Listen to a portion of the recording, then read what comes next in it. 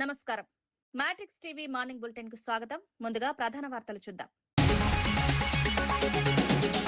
తాగునీటి సమస్యపై అప్రమత్తంగా ఉండాలన్న సీఎం, ఎల్నినో ప్రభావంపై అధికారులకు కీలక ఆదేశాలు, నీటి నిర్వహణపై ప్రత్యేక ప్రణాళికలు, రిజర్వాయర్ల నీటిపై నిరంతరం పర్యవేక్షణ.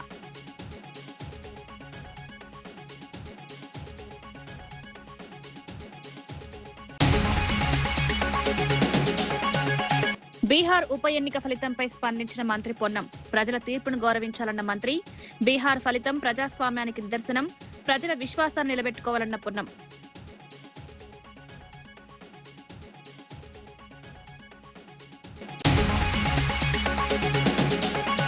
టీటీడీ ఆసుపత్రుల మందుల సరఫరాపై భూమన తీవ్ర ఆరోపణలు, టీటీడీ వైద్య సరఫరాలపై విచారణ, టీటీడీ ఆసుపత్రుల్లో పారదర్శకత లేదన్న భూమన, టీటీడీ వైద్య సేవలపై ప్రభుత్వానికి ప్రశ్న.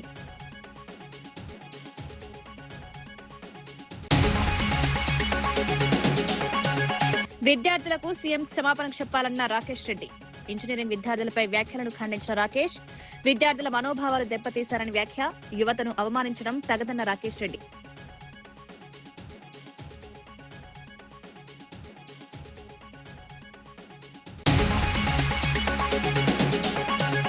భోగాపురం పనులు జగన్ హయాంలోనే జరిగాయన్న మార్గాని భరత్, భోగాపురం క్రెడిట్ పై ప్రభుత్వాన్ని ప్రశ్నించిన భరత్, విమానాశ్రయ నిర్మాణంలో జగన్ పాత్రను గుర్తు చేసిన వైనం, భోగాపురం విషయంలో నిజాలు చెప్పాలని వ్యాఖ్య. సచివాలయంలో ఆర్టీజీఎస్ కేంద్రంలో వివిధ శాఖల పనితీరును సమీక్షించిన ముఖ్యమంత్రి చంద్రబాబు నాయుడు, ఎల్నినో ప్రభావంతో ఏర్పడే వర్షాభావ పరిస్థితులను దృష్టిలో ఉంచుకుని తాగునీటి సమస్యపై ప్రత్యేక దృష్టి పెట్టాలని అధికారులను ఆదేశించారు. రిజర్వాయర్లో నీటి లభ్యతను ఎప్పటికప్పుడు అంచనా వేసి ప్రజలకు తాగునీటి ఇబ్బందులు తలెత్తకుండా చర్యలు తీసుకోవాలని సూచించారు. కృష్ణా, గోదావరి నదుల్లో వచ్చే నీటిని సమర్థంగా వినియోగించేలా ప్రణాళికలు సిద్ధం చేయాలన్నారు. పశుగ్రాస కొరత రాకుండా ముందస్తు చర్యలు తీసుకోవాలని, గ్రామీణ ప్రాంతాలు, పట్టణాల్లో తాగునీటి నాణ్యత పరీక్షలను క్రమం తప్పకుండా నిర్వహించాలని ఆదేశించారు. రవాణా శాఖలో సాంకేతిక వినియోగాన్ని పెంచి అనవసర నిబంధనలు తొలగించి ప్రజలకు సులభ సేవలు అందించేలా సంస్కరణలు అమలు చేయాలని చంద్రబాబు అధికారులను ఆదేశించారు.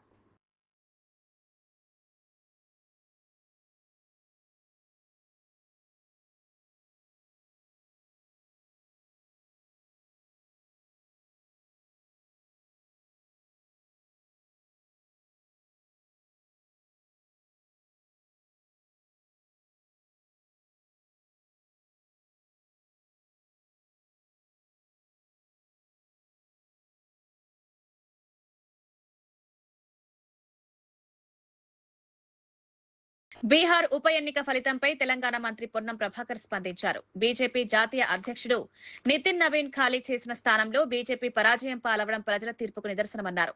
ప్రజాస్వామ్యంలో రాజ్యాంగ విలువలను గౌరవిస్తూ ప్రజల అభిప్రాయానికి అనుగుణంగా పాలన సాగించాలని ఈ ఫలితం స్పష్టం చేసిందన్నారు. నియంతృత్వ ధోరణులు కొనసాగవని ప్రజలు మరోసారి తమ ఓటుతో నిరూపించారని వ్యాఖ్యానించారు. ప్రజల విశ్వాసాన్ని నిలబెట్టుకునే విధంగా ప్రభుత్వాలు పనిచేయాలని, ప్రజాస్వామ్య స్ఫూర్తిని కాపాడాల్సిన బాధ్యత ప్రతి రాజకీయ పార్టీపై ఉందని పేర్కొన్నారు. భారతీయ జనతా పార్టీ పతనం ప్రారంభమైంది. మన్ కీ బాత్ కాదు, ప్రజల మాట వినమని చెప్తా ఉన్నది ప్రజలు. అంతేకాదు నరేంద్ర మోడీ, అమిత్ షాల తానేషాహి ఏదైతే నియంతృత్వం ఉందో నడవదు అని చెప్తా ఉన్నారు ప్రజలు. ప్రజాస్వామ్యము, రాజ్యాంగము ఈ భారతదేశ భౌగోళిక, సామాజిక అన్ని పరిస్థితులలో అర్థం చేసుకొని ఇక్కడ ఉన్నటువంటి సామాజిక పరిస్థితులను నడపాలి తప్ప నియంతృత్వంగా నడవదు ప్రభుత్వం అనే మాట చెప్పే ప్రయత్నం జరిగింది. ఇప్పటికైనా భారతీయ జనతా పార్టీ బుద్ధి తెచ్చుకొని సరైన విధంగా ప్రజలకు పరిపాలన అందించాలని డిమాండ్ చేస్తూ ప్రజాస్వామికంగా ఉండాలని కోరుకుంటూ కాంగ్రెస్ పార్టీ తరఫున ఇది భారతీయ జనతా పార్టీకి ఒక చెంపదెబ్బలాగా భావిస్తూ ఉంది. సిపిఎం సీనియర్ నాయకుడు, రైతు సంఘం మాజీ డివిజన్ కార్యదర్శి, బస్వాపురం మాజీ సర్పంచ్ కామ్రేడ్ రాసాల వెంకటేశ ప్రథమ వర్ధంతి సందర్భంగా ఈ నెల 6న బస్వాపురంలో స్మారక స్తూపావిష్కరణతో పాటు బహిరంగ సభ నిర్వహించనున్నట్లు సిపిఎం రాష్ట్ర కమిటీ సభ్యుడు కొండమడుగు నరసింహం తెలిపారు. ఈ కార్యక్రమానికి సిపిఎం రాష్ట్ర కార్యదర్శి జాన్ వెస్లీ, కేంద్ర కమిటీ సభ్యుడు ఎస్ వీరయ్య, రాష్ట్ర కార్యవర్గ సభ్యుడు ఎండి జహంగీర్ తదితరులు హాజరవుతారని వెల్లడించారు. రైతులు, వ్యవసాయ కార్మికులు, పేద ప్రజల హక్కుల కోసం రాసాల వెంకటేష్ జీవితాంతం పోరాడారని కొనియాడారు. ఆయన ఆశయాలను ముందుకు తీసుకువెళ్లేందుకు ఈ సభ దోహదపడుతుందని పేర్కొన్నారు. గ్రామంలో వారి స్తూప ఆవిష్కరణ బహిరంగ సభ నిర్వహిస్తా ఉన్నాం. ఈ బహిరంగ సభకు సిపిఎం రాష్ట్ర కార్యదర్శి కామ్రేడ్ జాన్ వెస్లీ గారు, సిపిఎం పార్టీ కేంద్ర కమిటీ సభ్యులు కామ్రేడ్ ఎస్ వీరయ్య గారు, సిపిఎం పార్టీ రాష్ట్ర కార్యదర్శి వర్గ సభ్యులు యాదాద్రి భువనగిరి జిల్లా కార్యదర్శి ఎండి జహాంగీర్ గారు పాల్గొంటా ఉన్నారు. ప్రధానంగా కామ్రేడ్ రాసాల వెంకటేష్ గారు బస్వాపురం ప్రాజెక్టు నిర్మాణం నుంచి మొదలుకొని ప్రాజెక్టు పూర్తయ్యే వరకు అనేక ఉద్యమాలు తీసుకుంటూ ప్రాజెక్టు కావాలనే ఒక పోరాటం నడుపుతూనే ప్రాజెక్టులో ముంపు గురవుతున్న రైతాంగానికి నష్టపరిహారం ఇవ్వాలని, ముంపు గురవుతున్న తిమ్మాపురం, తర్వాత లప్పనాయక్ తండా, చౌకుల తండా ఈ నిర్వాసితులకు బహిరంగ మార్కెట్ ప్రకారం 2013 భూసేకరణ చట్ట ప్రకారం నష్టపరిహారం ఇవ్వాలని అనేక ఉద్యమాలు నడిపిన దాంట్లో వెంకన్న పాత్ర చాలా గొప్పది. అదేవిధంగా రైతు సంఘం నాయకుడిగా ఇక్కడ బునాది గాని కాలువ గురించి కానీ, వడపర్తి కత్వ గురించి కానీ, రైతులకు పండించిన పంట గిట్టుబాటు ధర కావాలని, మార్కెట్ వ్యవస్థ ఉండాలని ఇట్లా అనేక కార్యక్రమాలు తీసుకుంటూ, అదేవిధంగా గొర్రెల కాపర్లు వృత్తిదారుల సమస్యల మీద కూడా వెంకన్న సుదీర్ఘమైన పోరాటాలు నడిపిన పరిస్థితి ఉంది. గ్రామ సర్పంచ్గా గ్రామాన్ని అభివృద్ధి చేసే దాంట్లో చాలా కీలక పాత్ర పోషించిన పరిస్థితి ఉంది. అందుకనే వెంకన్న యొక్క మొదటి వర్ధంతి సందర్భంగా ఈ నెల 6 తారీఖు నాడు బస్వాపురంలో సాయంత్రం నిర్వహిస్తున్న బహిరంగ సభలో ఈ మండలంలో జిల్లాలో ఉన్న అన్ని వర్గాల ప్రజలు, రైతులు, వ్యవసాయ కూలీలు, అన్ని వర్గాల ప్రజలు పెద్ద ఎత్తున పాల్గొని జయప్రదం చేయాలని విజ్ఞప్తి చేస్తా ఉన్నా. దేశవ్యాప్తంగా అనేక రాజకీయ పార్టీల విషయాల్లో కీలక పాత్ర పోషించిన రాజకీయ వ్యూహకర్త ప్రశాంత్ కిషోర్ సొంతంగా జన్ సూరజ్ పార్టీని ఎందుకు స్థాపించారనే అంశం మరోసారి చర్చనీయాంశమైంది. కాంగ్రెస్ పార్టీలో చేసే అవకాశాన్ని వదులుకుని ఆ పార్టీ పునర్నిర్మాణానికి సమగ్ర బ్లూ ప్రింట్ ఇచ్చినా అది అమలు కాకపోవడంతో కొత్త రాజకీయ ప్రయాణానికి శ్రీకారం చుట్టినట్లు విశ్లేషణలు చెప్తున్నాయి. రాహుల్ గాంధీతో జరిగిన చర్చల అనంతరం బీహార్ ప్రజల్లోకి నేరుగా వెళ్లాలని నిర్ణయించి పాదయాత్ర ప్రారంభించిన ప్రశాంత్ కిషోర్ ప్రజల సమస్యల ఆధారంగా రాజకీయ ప్రత్యామ్నాయం నిర్మించాలని లక్ష్యంగా పెట్టుకున్నారు. బాంకీపూర్ ఉప ఎన్నికలో బీజేపీకి ఎదురుదెబ్బ ఇవ్వడం నుంచి జన్ సూరజ్ పార్టీ ఆవిర్భావం వరకు జరిగిన రాజకీయ పరిణామాలు ప్రస్తుతం జాతీయ రాజకీయాల్లో ఆసక్తికర చర్చకు దారితీశాయి.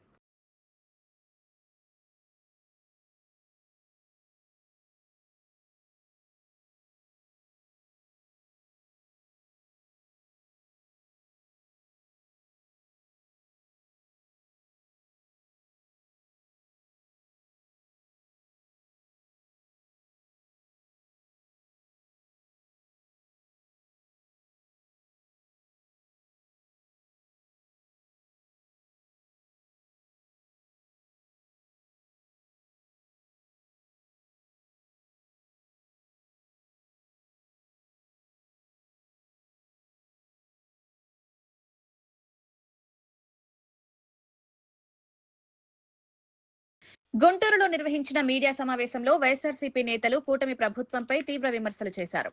రాష్ట్రంలో అధికారంలోకి వచ్చిన నాటి నుంచి ప్రతిపక్ష నాయకులపై కక్ష సాధింపు చర్యలకు పాల్పడుతోందని ఆరోపించారు. అభివృద్ధిని పూర్తిగా పక్కన పెట్టి అబద్ధపు ప్రచారాలు, రాజకీయ దాడులతో ముందుకు సాగుతోందని మండిపడ్డారు.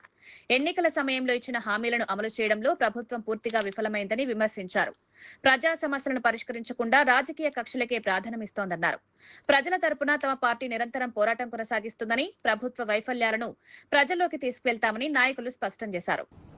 ఈయన కొంత అడ్వాన్స్ ఇచ్చాడు సూర్యచంద్రం అనే ఆయనకి, ఈయనది కొయ్యలగూడెం. ఆ అడ్వాన్స్ తీసుకుని పొగాకు సక్రమంగా సరఫరా చేయకపోవటం వల్ల ఆయన్ని అడిగాడు. ఆయన వేరే వాళ్ళకి సరఫరా చేస్తుంటే అటకాయించాడు, తీసుకువెళ్లి పోలీస్ స్టేషన్లో ఇది ఇట అన్యాయం జరుగుతుందని పోలీస్ స్టేషన్లో అప్పచెప్పాడు. ఇది జరిగినటువంటి అంశం. ఈ సూర్యచంద్రం అనే ఆయన ఒక కంప్లైంట్ ఇచ్చాడు న్యూజివీడ్లో. మా అబ్బాయి అభి అనే అతన్ని కిడ్నాప్ చేశారు, తీసుకువెళ్లారు, కిడ్నాప్ చేసి అక్కడ పెట్టారు. దాంతో నేను బషీర్ వీళ్ళ అబ్బాయి, ఎవరు ముస్తఫా గారి అబ్బాయి తీసుకువెళ్ళాడు, నేను ఎంక్వైరీ చేశాను. తర్వాత ముస్తఫా గారికి కూడా ఫోన్ చేస్తే ముస్తఫా గారు నా డబ్బులు ఇచ్చి తీసుకెళ్లి మీ అబ్బాయిని అన్నాడు అని ఎఫ్ఐఆర్లో ఉన్న సారాంశం.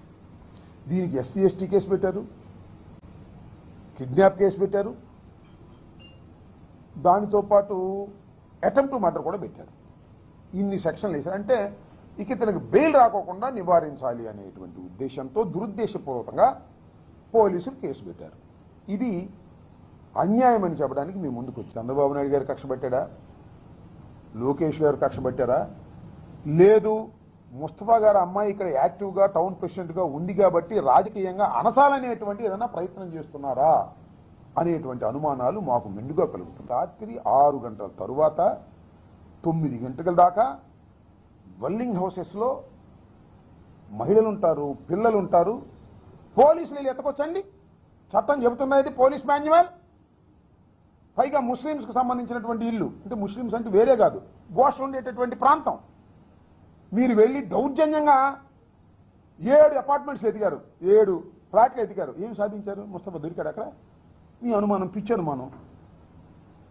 అంత సీసీ ఫుటేజ్లో రికార్డ్ అయింది. మీరు 6 తర్వాత ఎందుకు వెదికారు అని ప్రశ్నించారు వీళ్ళు. ప్లేటర్ గారు చెప్తే దానికి సమాధానం లేదు. తర్వాత మళ్ళా కాకాని సీఏ వచ్చాడు. ఎవరతని పేరు? స్వామి. ఏం స్వామి? నారాయణ స్వామి. ఈ సీసీ ఫుటేజ్ తీసుకెళ్ళిపోయాడు. ఎందుకు తీసుకెళ్ళాడని అడుగుతా ఉన్నా. ఆ ఇంటి దగ్గర, అపార్ట్మెంట్స్ దగ్గర ఉన్నటువంటి సీసీ ఫుటేజ్ని ఏ చట్టం ప్రకారం తీసుకెళ్లాడు నారాయణ స్వామి అని అడుగుతా ఉన్నా. అంటే సీసీ ఫుటేజ్ ఎత్తేస్తారా మీరు? పోలీసులు కాపాడాల్సిన వాళ్ళు. అంటే ఎవిడెన్స్ దొరకకుండా ఉండేందుకు మేము రాత్రి ఎత్తుకాము అనే మా దగ్గర ఉన్నాయి అనుకుంటున్నాడేమో నారాయణ స్వామి. మా దగ్గర ఆ ఫుటేజ్ కానీ ఇంకా వేరే ఫుటేజ్లు కూడా ఉన్నాయి. మొత్తం అంతా మీడియా వాళ్ళు తీశారు, సెల్స్ అందరూ తీశారు. ఆ ఫుటేజ్ కాపీ కూడా మా దగ్గర ఉంది. రాత్రి 8 దాకా 9 దాకా మీరు ఒక వెల్లింగ్ హౌసెస్లో, ముస్లిమ్స్ ఉండే హౌసెస్లో దౌర్జన్యంగా మీరు ఎతికారు. ఇది తప్పు. పొగలెత్తుకోవచ్చు కదా, ఎవడు కాదన్నాడు? ముస్తఫాకి ఎక్కడ కూడా ఎస్సీ ఎస్టీ అట్రాసిటీస్ కేసే వర్తించదు అని చెప్పారు. ఆలూరు నియోజకవర్గంలో జరిగిన ఘటనపై వైఎస్ఆర్సీపీ ఎస్సీసీల అధ్యక్షుడు టీజేఆర్ సుధాకర్ బాబు తీవ్రంగా స్పందించారు. టీడీపీ కార్యకర్త నాగరాజు పోలీసుల సమక్షంలోనే తన భార్య నైటీని చింపివేశాడని ఆరోపించారు. అయితే ఆ ఘటనను ఎమ్మెల్యే విరూపాక్షిపై మోపుతూ మంత్రి కొలుసు పార్థసారథి అసత్య ప్రచారం చేస్తున్నారని మండిపడ్డారు. వాస్తవాలు తెలిసినా రాజకీయ ప్రయోజనాల కోసం బురద జల్లే ప్రయత్నం చేయడం సరికాదన్నారు. ప్రజలను తప్పుదోవ పట్టించేలా వ్యాఖ్యలు చేయకుండా జరిగిన ఘటనపై నిజాలు వెల్లడించాలని ప్రభుత్వాన్ని డిమాండ్ చేశారు. పెద్ద ఎత్తున ప్రజలు ఉద్యమిస్తున్న విధానం, ఆ అంశం మీద నుండి దృష్టిని ఎలా మార్చాలని ఓ పన్నాగ రాజకీయానికి తరలేపాడు. దానిలో కూడా మళ్లీ బలహీన వర్గాలకు సంబంధించిన ఒక ఎమ్మెల్యే స్థాయికి ఎదిగిన వ్యక్తిని, ఓ కురుబ కులస్తుడైన విరూపాక్షిని అర్ధరాత్రి సమయంలో తలుపులు పగలగొట్టి ఓ తీవ్రవాదిని, ఒక ఉగ్రవాదిని అరెస్ట్ చేయడానికి ఎలాగైతే పోలీసులు ఇళ్లను చుట్టుముట్టి ఇళ్లలోకి వెళ్లి ఎలాగైతే తీసుకొస్తారో అలాగా వైఎస్ఆర్ కాంగ్రెస్ పార్టీ శాసనసభ్యుడు, ఆలూరు శాసనసభ్యుడిని ఆ విధంగా తీసుకొచ్చింది చంద్రబాబు నాయుడు ప్రభుత్వం. జరిగిన సంఘటన వైఎస్ఆర్ కాంగ్రెస్ పార్టీ కార్యకర్తని అక్రమంగా బంధించి అతన్ని కొడతంటే నేమకల్లు, చిప్పగిరి మండలం నేమకల్లు అనే విలేజ్లో వైఎస్ఆర్ కాంగ్రెస్ పార్టీకి సంబంధించిన కార్యకర్తని అక్రమంగా బంధించి అతని మీద టీడీపీ కార్యకర్తలు దాడి చేస్తుంటే దాడి తట్టుకోలేని కార్యకర్త తనను రక్షించమని తన శాసనసభ్యుడిని వీడియో కాల్ ద్వారా విన్నవించుకున్నాడు. ఎవరైనా నాకు వచ్చిన ఆ ఫోన్ కాల్ నేనైనా అర్ధాంతరంగా అర్ధరాత్రి అపరాత్రి కాదు, మా కార్యకర్తకి ప్రాణం మీదకి వచ్చినప్పుడు నన్ను ఇలా కొడుతున్నారు నిర్బంధించి అని వీడియో కాల్ చెప్పినప్పుడు బాధ్యత కలిగిన శాసనసభ్యుడు ఆ గ్రామానికి వెళ్ళాడు. ఎందుకు కొడుతున్నారని ప్రశ్నించాడు. ఏమి నేరం ఉందండి దానిలో? వెళ్ళటానికి ప్రశ్నించడానికి వెళ్లిన ఎమ్మెల్యే మీద అక్కడున్న టీడీపీ కార్యకర్తలు పోలీసుల సమక్షంలోనే దాడికి ఎత్తునిచ్చిన సంఘటన మీకందరికి నేను ఇప్పుడు వీడియో చూపిస్తాను. దాడి చేయటంతో పాటు ఘోరం ఏంటంటే అక్కడ మళ్ళీ ఆ అమాయకులైన మా దళితుల్ని వాడుకుని నాగరాజ్ అనే టీడీపీ కార్యకర్త స్వయంగా తన భార్య నైటీని చింపివేయటాన్ని ఇప్పుడు చంద్రబాబు నాయుడు యొక్క కుయుక్తి రాజకీయ డైవర్షన్ పొలిటికల్ సిస్టమ్ కి పరాకాష్ట దృశ్యాలు ఇవి. దీని మీద ఎవరెవరు ఏం మాట్లాడారో నేను సవివరంగా మీకు నేను వివరిస్తాను. ఒక్కసారి ఆ నాగరాజు అనే వ్యక్తి తన సొంత భార్య యొక్క నైటీని ఏ విధంగా చంపుతున్నాడో ఈ రాష్ట్ర ప్రజలందరూ చూడమని కోరుతున్నారు.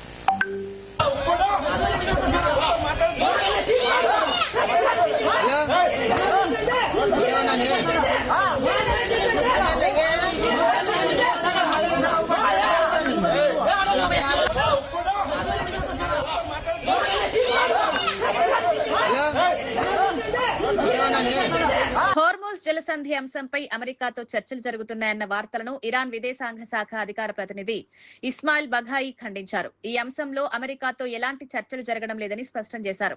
తమ సముద్ర రవాణా అవసరాలకు సంబంధించి ఒమన్తో మాత్రమే ద్వైపాక్షిక సాంకేతిక చర్చలు కొనసాగుతున్నాయని తెలిపారు. ఒమన్తో కుదిరే ఒప్పందం వల్ల హోర్మోజ్ జలసంధి పూర్తి స్థాయిలో తెరుచుకుంటుందనే ప్రచారంలో నిజం లేదన్నారు. అమెరికా విధించిన ఆంక్షలు సైనిక ఒత్తిడిల వల్లే ప్రస్తుత పరిస్థితులు ఏర్పడ్డాయని ఆరోపించారు. اولین فرصت با مشورت عمان با همکاری عمان مسیری رو تعیین بکنیم، مسیری که قاعدتاً موقت خواهد بود، بر اساس اون بتوانیم ایمنی کشتیرانی در تنگه هرمز رو فراهم بکنیم. تفاهم بر سر مسیر تردد ایمن کشتیرانی از تنگه هرمز شرط لازم برای بازگشایی تنگه هرمز هست، ولی شرط کافی نیست. تنگه هرمز به خاطر اختلاف نظر بین ایران و عمان مسدود. జపాన్ కరెన్సీ యెన్ విలువ గణనీయంగా పడిపోవడంతో అమెరికా, జపాన్ ప్రభుత్వాలు సంయుక్తంగా కరెన్సీ మార్కెట్లో జోక్యం చేసుకున్నాయి. ఈ చర్యపై అమెరికా అధ్యక్షుడు డొనాల్డ్ ట్రంప్ స్పందిస్తూ జపాన్తో అమెరికాకున్న బలమైన స్నేహబంధానికి ఇది నిదర్శనమని తెలిపారు. ప్రపంచ ఆర్థిక వ్యవస్థ స్థిరత్వాన్ని కాపాడేందుకు జపాన్కు తమ పూర్తి మద్దతు కొనసాగుతుందని పేర్కొన్నారు. ఈ ప్రకటనల అనంతరం డాలర్తో పోలిస్తే యెన్ విలువ కొంతమేర పుంజుకున్నట్లు ఆర్థిక వర్గాలు వెల్లడించాయి. అంతర్జాతీయ మార్కెట్లలో కరెన్సీ స్థిరత్వాన్ని కాపాడేందుకు ఇరు దేశాలు సమన్వయంతో పనిచేస్తున్నాయని విశ్లేషకులు అభిప్రాయపడుతున్నారు. World economy, but we make when we did with Argentina, I got criticized. We made $25 billion on that deal. On Venezuela, we make hundreds of billions of dollars. I make good deals. Japan wanted to. It was really more than anything else. It was a signal of friendship. Because the yen is weakening and the dollar is doing great. The fact is, our country is doing great. Everybody wants help from our country. You said the anti-weapon, and I'm with ABC.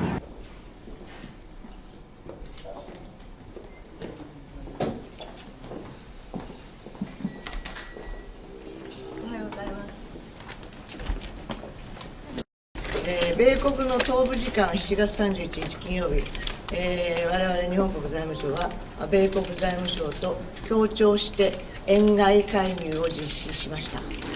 今回の協調介入は2025年9月に発出しました日米財務大臣共同声明に基づき実施したものでございまして、最近見られた円の過度な変動や無秩序な動きに対処したものです。日本国財務省は状況を注視し、米国財務省との緊密なコミュニケーションを維持しています。我々は今後もさらなる協調。భోగాపురం అంతర్జాతీయ విమానాశ్రయంపై మాజీ MP, YSRCP జాతీయ అధికార ప్రతినిధి మార్గాని భరత్ స్పందించారు. విమానాశ్రయం విషయంలో జగన్ పై విష ప్రచారం చేస్తున్నారని ఆరోపించారు.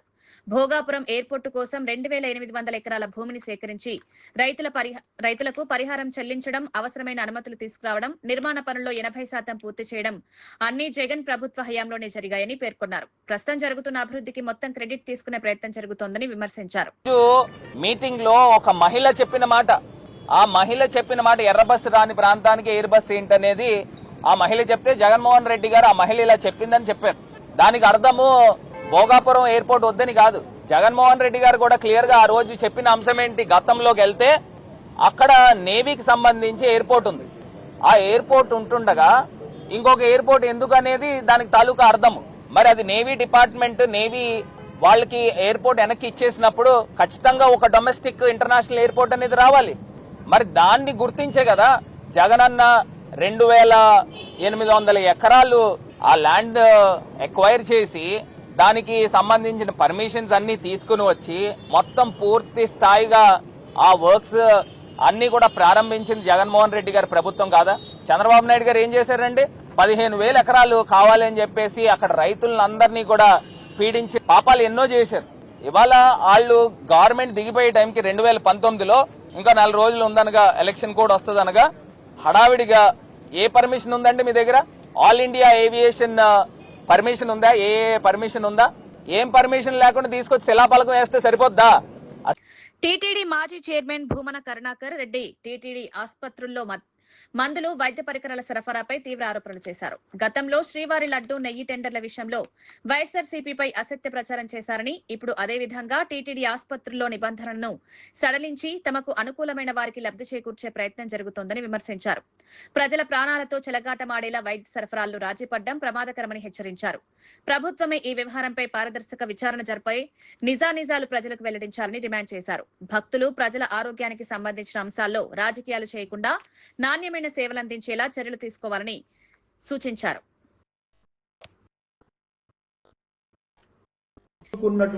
నిర్ణయమని నెయ్యి సరఫరాదారులకు సంబంధించిన టెండర్లకు జరిగిన సడలింపు వలనే మొత్తం నెయ్యంతా కూడా కల్తీ నెయ్యి వచ్చేసింది అని రకరకాలైనటువంటి నీచపు మాటలు మాట్లాడినారు చంద్రబాబు నాయుడు గారు, నారా లోకేష్ గారు, పవన్ కళ్యాణ్ గారు. ఊరు వాడ ఎక్కడ పట్టినా ఇదే విమర్శ చేసినారు. మేం చాలా స్పష్టంగా ఆ రోజున దాన్ని ఆధారాలతో నిరూపించినాం. మా సడలింపు ద్వారా ఒక్కటంటే ఒక్క పనికి మాలిన బిడ్డర్ కూడా టెండర్లో పాల్గొన్నటువంటి పని చెయ్యలేదు అని చంద్రబాబు గారి టైంలో ఎవరైతే పాల్గొన్నారో వాళ్లే మా హయాంలో మేము సడలించినప్పుడు కూడా పాల్గొన్నారు. ఆ కారణంగా వాళ్ళు ఏదైతే కారణం చెప్పినారో ఆ కారణంగా ఏ రకమైనటువంటి పొరపాటు అక్కడ జరగల. కానీ ఈరోజు చంద్రబాబు నాయుడు గారు, లోకేష్ గారి ఆదేశాలతో అత్యంత ప్రాణం పోసేటువంటి మందులకు సంబంధించిన నిర్ణయంలో టర్నోవర్ను ఒక్కసారిగా ఆకాశం నుంచి పాతాళానికి తీసుకుని వచ్చినారు. దీని ద్వారా నాసిరకం వస్తువులు, సామగ్రి, మందులు సరఫరా చేయటం ద్వారా ఆ సరఫరాదారుల ద్వారా కమిషన్లు కొట్టటానికి, కుమ్మటానికే ఈ నిర్ణయం తీసుకున్నారు. ఈ అజ్ఞాత కమిటీ, అజ్ఞాన అవినీతి కమిటీ ఏదైతే ఉందో, సిఫారసు చేసిందో, ఆ కమిటీలోకి సంబంధించినటువంటి వాళ్ళు ఈ సరఫరాదారులుగా మారబోతున్నారు. వాళ్ల భాగస్వామ్యం కూడా ఉంది అన్నటువంటి అనుమానాలు ఇప్పుడు అంతా కూడా వ్యక్తమవుతున్నాయి. దీనికి సంబంధించినటువంటి చర్చలో పాలక మండలిలోనే ఒక పెద్ద ఫార్మాస్యూటికల్ కంపెనీ నడుపుతున్నటువంటి ఒక పాలక మండలి సభ్యురాలు, దేశంలోనే పెద్ద ఫార్మాస్యూటికల్ కంపెనీ నడుపుతున్నటువంటి సభ్యురాలు ఒకరు, బీఆర్ఎస్ నాయకుడు ఏనుగుల రాకేష్ రెడ్డి ముఖ్యమంత్రి రేవంత్ రెడ్డి చేసిన ఇంజనీరింగ్ విద్యార్థుల వ్యాఖ్యలను తీవ్రంగా ఖండించారు. ఇంజనీరింగ్ విద్యార్థులను క్రిమినల్ వేస్ట్ గా అభివర్ణించడం దురదృష్టకరమన్నారు. విద్యార్థులకు ఉద్యోగ దరఖాస్తులు కూడా నింపడం రాదని వ్యాఖ్యానించిన సీఎం కొడంగల్లో జరిగే ఎన్నికలపై తనపై పోటీకి 1,00,000 మంది విద్యార్థులు నామినేషన్లు వేస్తారని ఎద్దేవా చేశారు. విద్యార్థుల ఆత్మగౌరవాన్ని దెబ్బతీసేలా మాట్లాడడం సరికాదని, వెంటనే బహిరంగ క్షమాపణ చెప్పాలని డిమాండ్ చేశారు. అంతేందుకు మన తెలంగాణలో ఎంత పేదరికం ఉండే, ఎన్ని ఆత్మహత్యలు, ఎన్ని వలసలు. మరి ఆ రోజు కేసీఆర్ గారు మా ప్రజలందరూ బిచ్చగాళ్ళని మాట్లాడినలా? అట్లా మాట్లాడారు కదా, బాధ్యత ఉంటుంది కదా.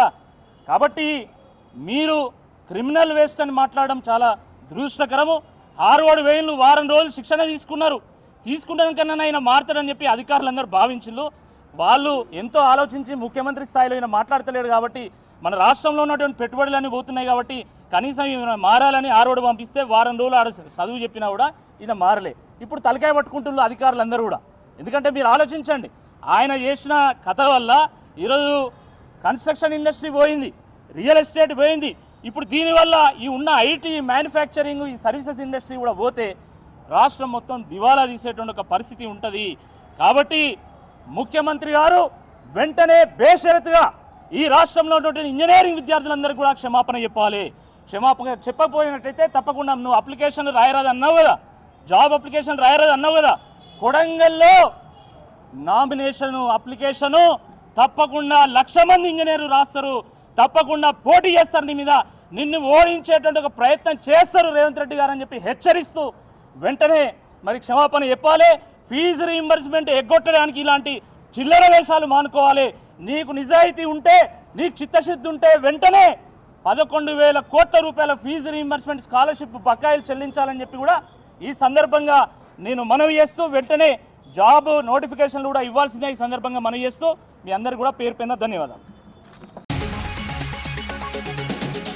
తాగునీటి సమస్యపై అప్రమత్తంగా ఉండాలన్న సీఎం, ఎల్నినో ప్రభావంపై అధికారులకు కీలక ఆదేశాలు, నీటి నిర్వహణపై ప్రత్యేక ప్రణాళికలు, రిజర్వాయర్ల నీటిపై నిరంతరం పర్యవేక్షణ.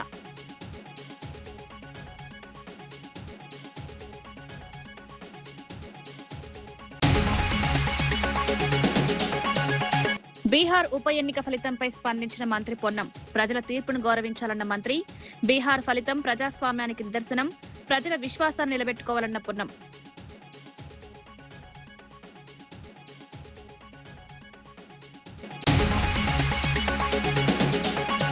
టీటీడీ ఆసుపత్రుల మందుల సరఫరాపై భూమన తీవ్ర ఆరోపణలు, టీటీడీ వైద్య సరఫరాలపై విచారణ, టీటీడీ ఆసుపత్రుల్లో పారదర్శకత లేదన్న భూమన, టీటీడీ వైద్య సేవలపై ప్రభుత్వానికి ప్రశ్న.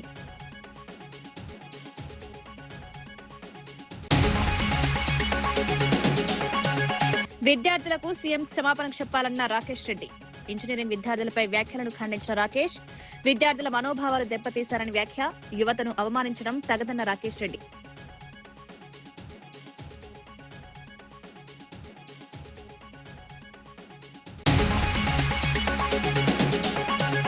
భోగాపురం పనులు జగన్ హయాంలోనే జరిగాయన్న మార్గాని భరత్, భోగాపురం క్రెడిట్ పై ప్రభుత్వాన్ని ప్రశ్నించిన భరత్, విమానాశ్రయ నిర్మాణంలో జగన్ పాత్రను గుర్తు చేసిన వైనం, భోగాపురం విషయంలో నిజాలు చెప్పాలని వ్యాఖ్య.